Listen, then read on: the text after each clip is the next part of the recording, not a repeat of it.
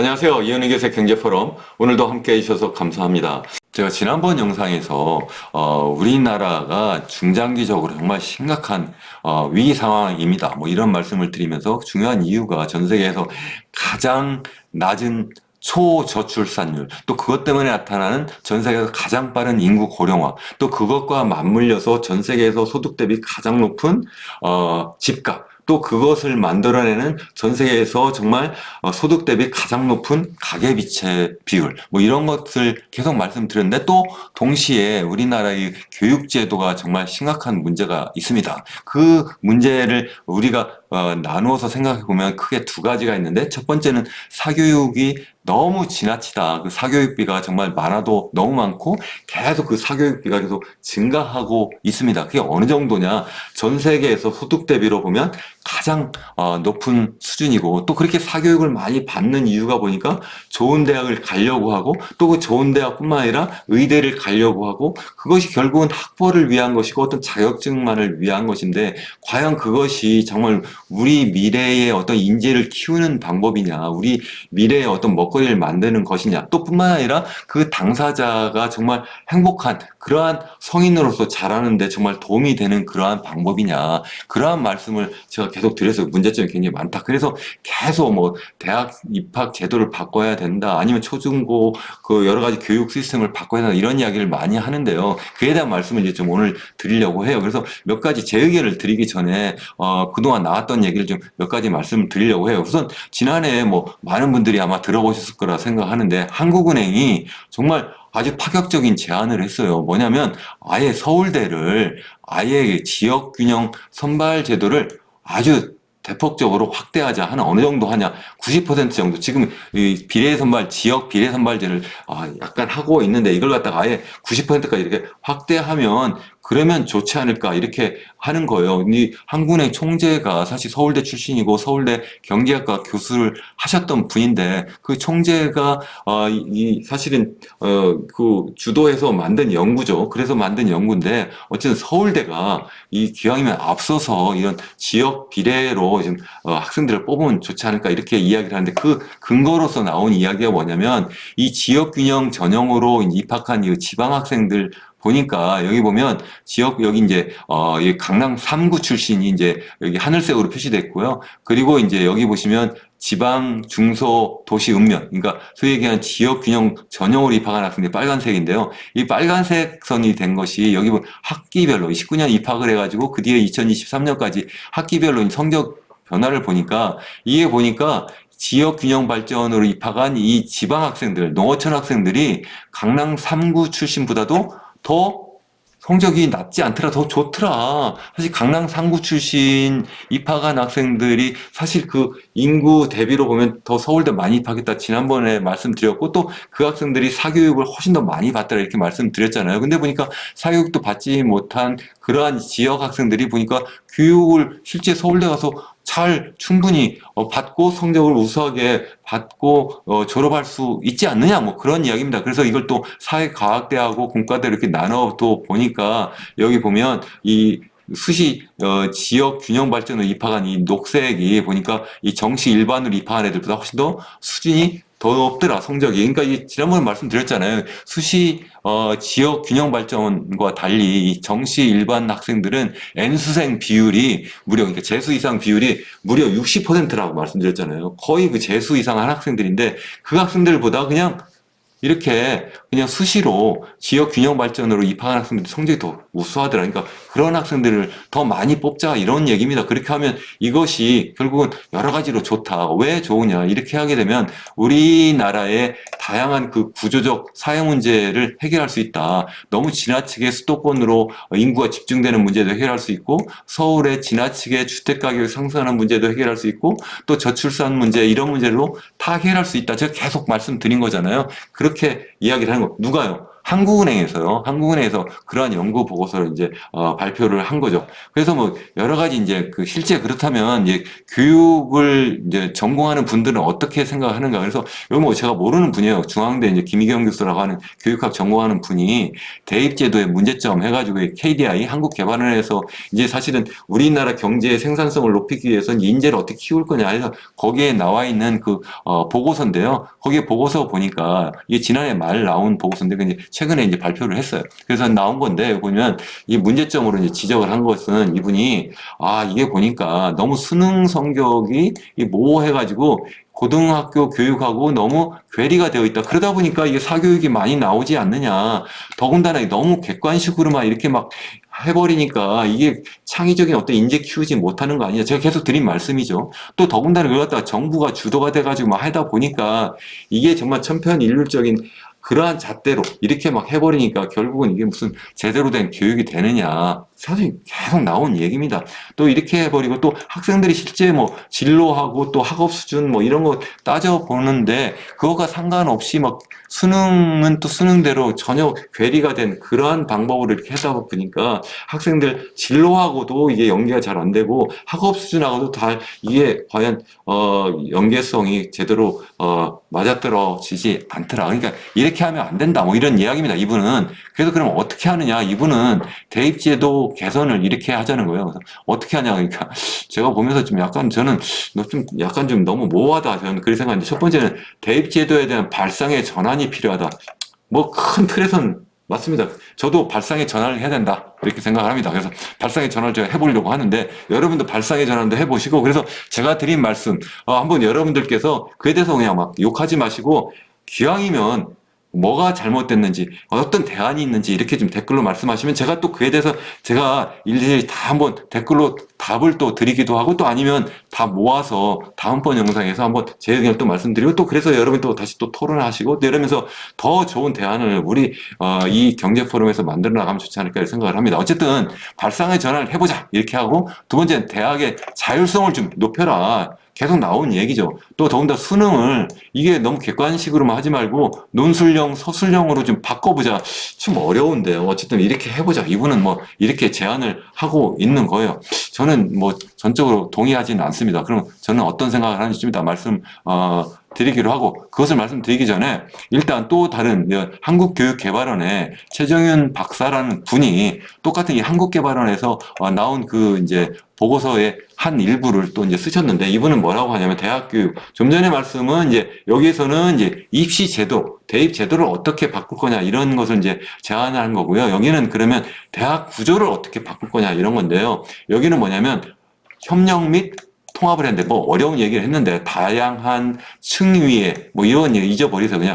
그냥 협력하고 대학들끼리 통합을 시켜야 된다. 그래서 협력이라는 것은 아마 얼라이언스 연합이라는 용어도 또 쓰시더라고요. 그래서 연합하고 이게 느슨한 방식으로 서로 협력을 해야 되고 또 일부는 아예 통합을 해라. 뭐 이렇게 하는 제안을 했고 두 번째는 국립대학을 완전히 구조 개혁을 해라. 그럼 어떻게 해야 되느냐 보니까 성과 기반을 중심으로 해서 구조 개혁을 해라. 그래서 뭐 성과가 제대로 나오지 않는 그러한 대학에 대해서는 재정 지원도 좀 차등화해라. 뭐 이런 이야기입니다. 뭐 그렇게 이야기를 할 수 있는데 구체적으로 뭐 어떻게 해야 되지?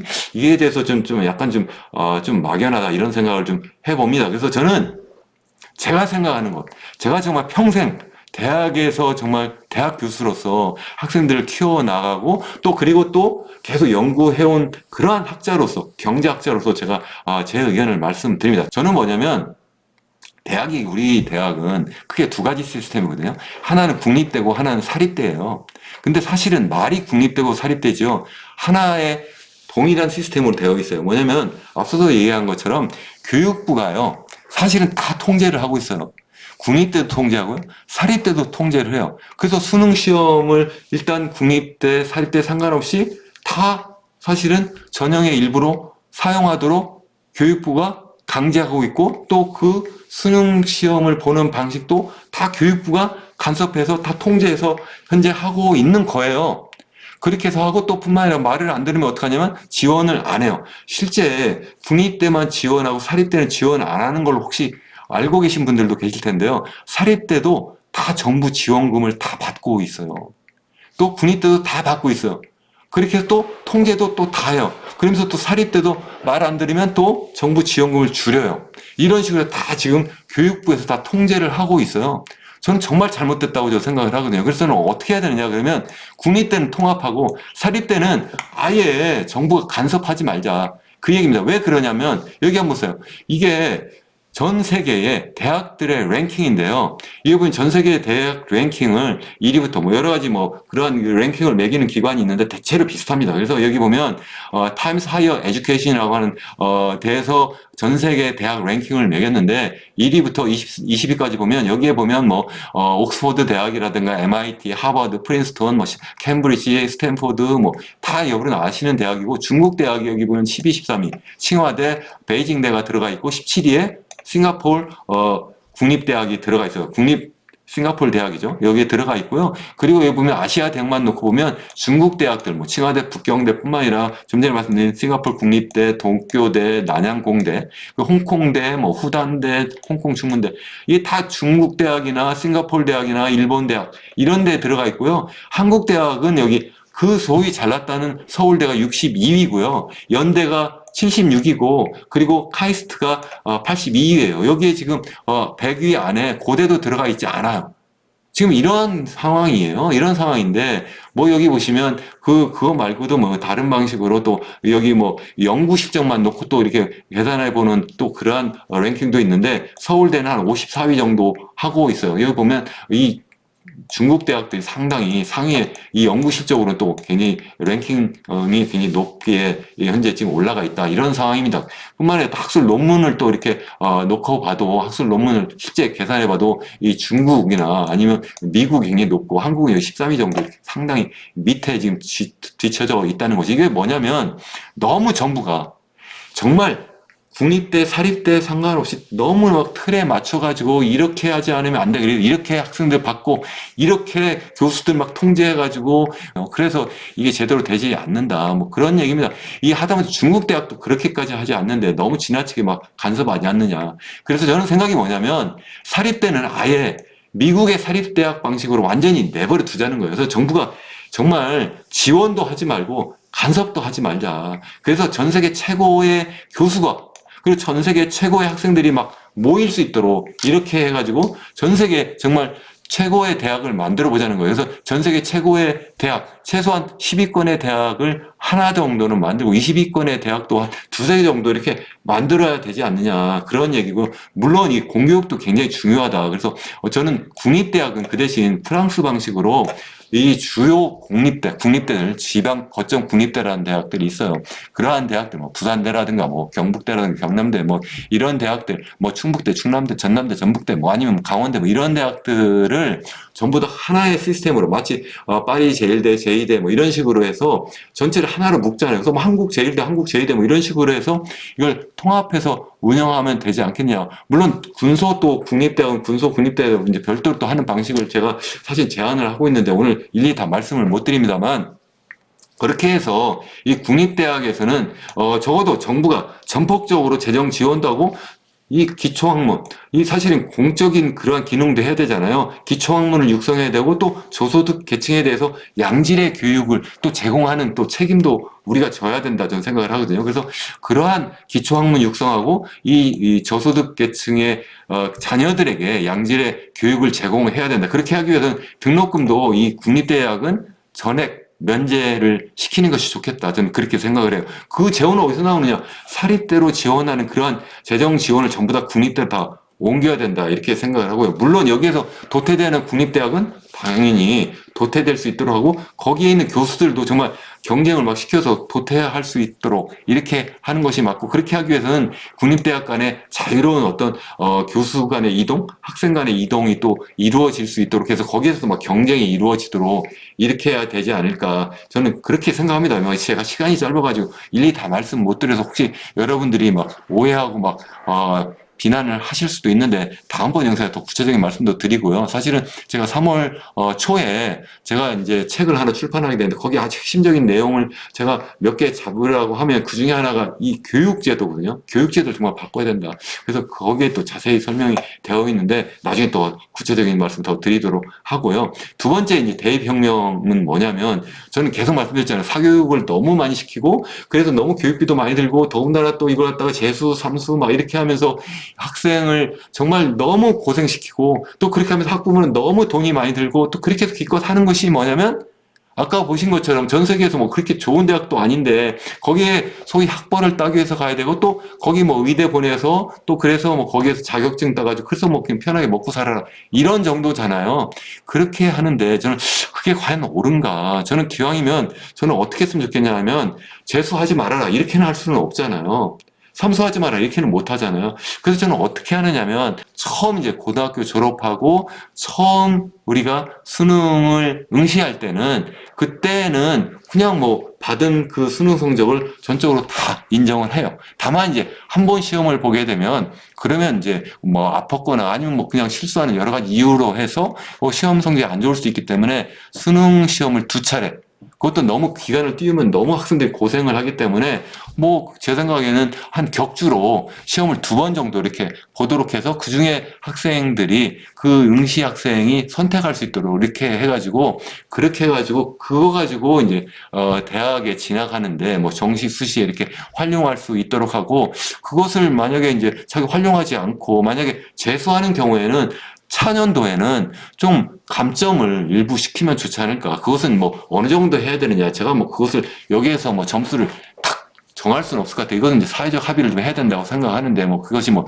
1%일 수도 있고 뭐 1.2점일 수도 있고 뭐 그것은 이제 우리가 합의를 해야 되는 과정이 필요하다고 저는 생각을 하고요. 거기다 이제 삼수, 사수하게 되면 또 누진적으로 이렇게 그런 어떤 N수생에 대한 페널티를 좀 적용하면 시험은 볼 수는 있으되 그래도 좀 그러한 어떤 재수하고 삼수하는 그런 학생들을 좀 줄여줄 수 있지 않을까. 저는 그렇게 생각을 하고, 난 재수해야 되는데 당장에 올해. 그러니까 올해 당장 그렇게 하자는 건 아닙니다. 적어도 올해 말고 내년부터 그렇게 해버리면 어떨까 이렇게 생각을 하는데, 이거 뭐, 물론 될 수 있지 잘 모르겠습니다. 저는 교육은 개혁하면 안 되고요.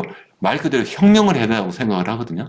정말 확 바꿔야 된다 이렇게 생각을 하는데 제가 지금 2가지 말씀드렸습니다. 그러니까 정말 이 대학을 국립대, 사립대를 정말 완전히 나눠가지고 국립대는 정말 통합되어서 이렇게 운영을 해야 되고 사립대는 좀 완전 자율화해야 된다. 그리고 이제 2번째는 N수생에 대해서는 좀 누진적인 어떤 페널티를 적용해야 된다. 수능 시험에서 이렇게 말씀을 드립니다. 근데 이제 앞서서 이제 제가 국립대, 사립대 나눌 때 거기서 이제 서울대는 어떻게 할 거야? 이제 그런 문제가 좀 있어요. 저는 서울대는 본인들이 선택을 해야 된다고 생각합니다. 사립대로 가든지 아니 국립대로 가든지 그래서 국립대로 좀 뭐 통합 운영을 하는 것이 좋겠다면 그렇게 해도 좋다고 생각을 하고요. 저는 그게 더 사실 바람직하다고 생각하는데 아니야 난 사립대로 할 거야. 그러면 정부의 지원도 받지 말고 정말 전적으로 사립대로 막 해서 전 세계 정말 최고의 뭐 그런 하버드라든가 MIT라든가 스탠포드라든가 이런 데가 막 이렇게 경쟁하는 것이 맞지 않을까. 그냥 정부에서 지원은 지원대로 다 받고 또 그래서 막 우수한 학생들은 그냥 수능 성적 막